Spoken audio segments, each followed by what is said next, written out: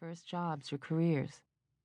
But I felt some measure of self-loathing and deep insecurity for being in a profession that didn't engage my mind, that seemed to be due to no accomplishment of my own, but rather to the alchemy of the genes endowed to me by my parents.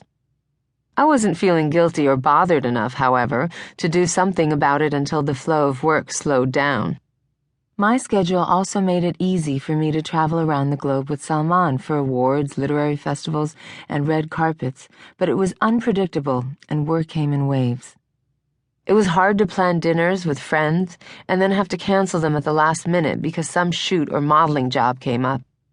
And bookers at modeling agencies don't eagerly continue to push for work for capricious girls with catalog and lucrative ad clients. I was luckier than many of my colleagues making that same transition because at least I had this roof over my head, and a beautiful roof. Still, I was anxious to make something of myself beyond modeling and prove my worth to my family back in India. I knew they were happy for me.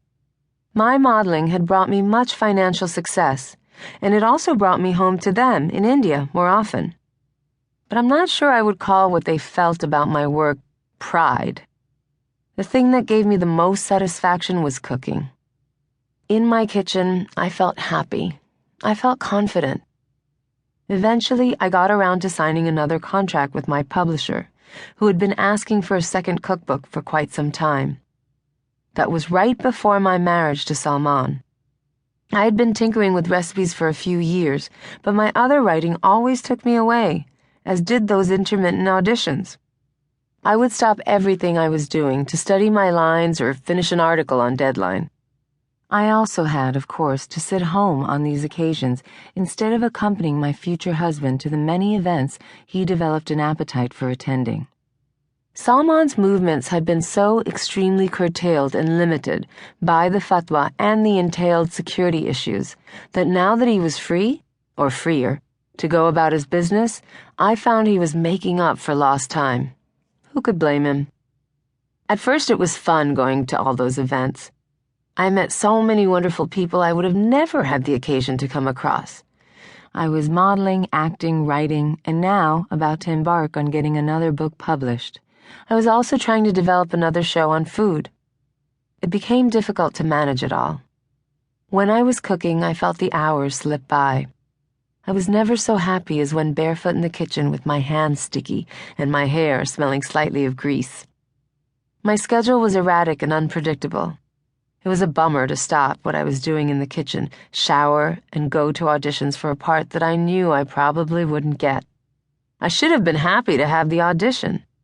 Wasn't it what I wanted? Hadn't I studied for a chance to do precisely this? My acting work was picking up. I had just been cast as Princess Bithia in ABC Television's new version of the 10 Commandments, which meant I would be away for 5 weeks in Morocco filming. Salman grumbled about my being away that long. Coming to visit me in a Muslim country was not a possibility either. Indeed, the producers hired 2 security officers to accompany me 24 hours a day, the whole time I was there. Both of them were named James. I felt embarrassed because I was the only actor who needed this precaution due to my personal life. But I was relieved that the producers were willing to hire me in spite of this additional expense. I still wanted to find a way to combine being in front of the camera with my love of all things culinary.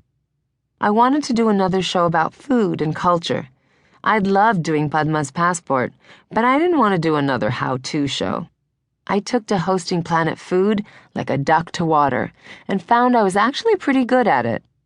I had a glorious time doing that show. Being thrown on Italian TV when I was at the tail end of my modeling days as part of Domenica Inn taught me so much about hosting. You had to be quick-witted and ready for anything. You had to gauge the set and your guests and adjust accordingly. The adrenaline rush of having no script and being on live TV suited me well. I learned so much on Domenica Inn that I still use to this day. I wanted to go back to TV as a host and do another show on food. I met an executive at E! Network in LA who suggested I meet with her friend in New York at Bravo. I was an avid watcher of their show inside the actor's studio, and I knew they had had great success with